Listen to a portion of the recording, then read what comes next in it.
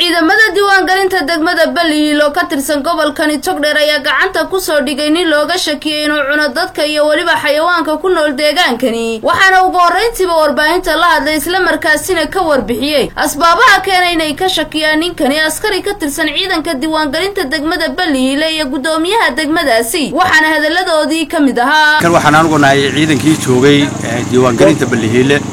kadib waxa noo yimi dad shacab ah oo yaacaya waxay yiraahdeen nin baanu haynaa codkiis aanan garanayn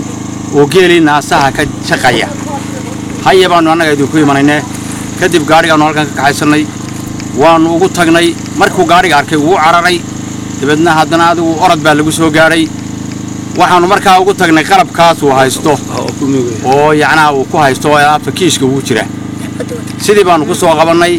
sidaasaanu ku ogeysiinay markaa qaybtii markaa waxay leedahay gaaraanu soo diraynaa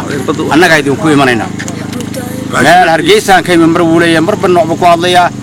codadka shacabka ay nagu yiraahdeen dadkii qabtay wuxuu yiri meel dawladda joogtay biliiska iga ilaaliya idinku hadda doontaan idila ka waxaan u aragnay in qof dambiila oo cararayo aanan garanayn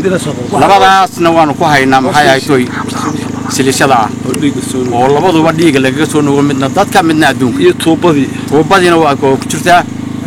marka waxa la sheegay wuxuu dhowr jeer ba macna meesha lagu sheegay adoo alxaasil dadka dambeynimada eryaday uma ku soo guulaysto soo qabtay annaguna halkii aan ugu soo qaaday dhiigiis waa kan uu kulay